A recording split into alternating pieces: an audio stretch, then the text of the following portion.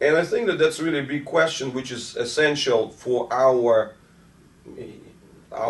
communication, our interaction, our partnership, right? Because that's how I see ABR, right? So it's partnership between us.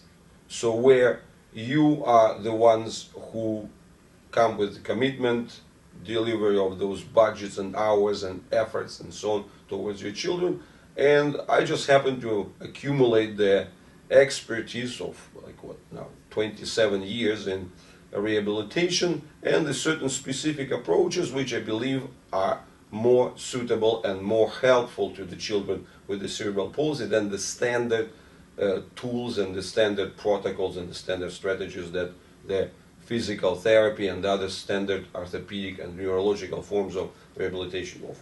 Right? That's really the beginning of everything, the true respect.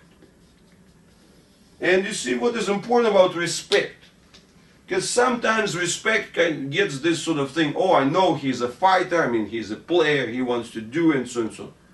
That's important, but I don't take this as important. You know, for me, it's just the size of the system, the complexity of the system. So when you look at a different person, a different system, and recognize, oh, this system performs differently, but in terms of complexity, in terms of the internal level of how it's organized, this system is the same level of capacity as me. I'm no better. I'm actually, you know, just have a slightly different distribution. So I spend less of my resources on servicing the internal and have the capacity to do some more external. These kids are slightly different. That's it. So because, you know, love that you experience towards your children, love is unconditional. And could be irrational. Respect is different. Respect is something that has to be earned one way or another. And for me, the simplest thing here is to get this basic axiom of respect. The axiom of respect is we are all 100% biological capacity systems. Capacity systems. You know, to tell you the truth, I don't know.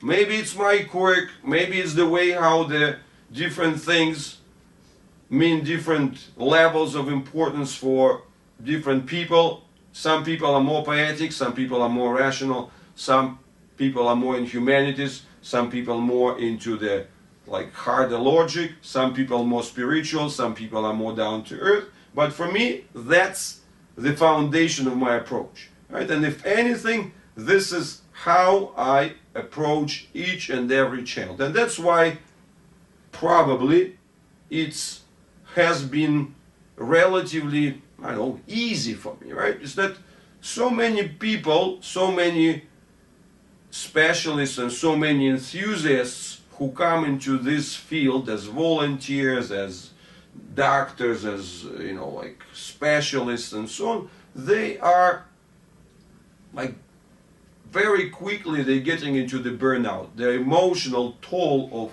dealing with this world of disability becomes too difficult, and they either freeze or just leave. Right? And you know, the best example is for me is my sister. Right? My sister, she's 12 years younger than me, and she started, you know, she started back in the like you know, maybe almost 15 plus 20 years ago. You know, she started her way into the rehabilitation, but for her it was impossible, right? You know, after a few years she felt that, I mean, I can't, it's just too much. I see those level 5 quadriplegic children, I cannot deal with it. So, and she left the field and moved to the, you know, much more healthy individuals. For me, I don't know, I always felt this respect, so that's why being around the children even in the most severe conditions doesn't really affect me in any way, because, I mean, I just look back to this axiom of respect, and for me, I'm working with the fully fledged person,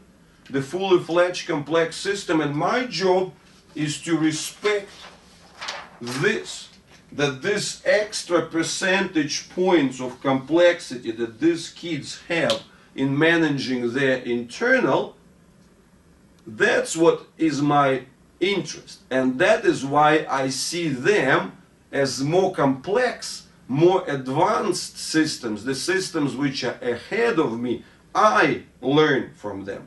Not I teach from them, not that I judge them, I learn from them. And that's why they have their right, they have their like birthright, or this system right, to have their own proportion between the special worlds and the standard, right? So the, let's call it the outer world, the real world, right?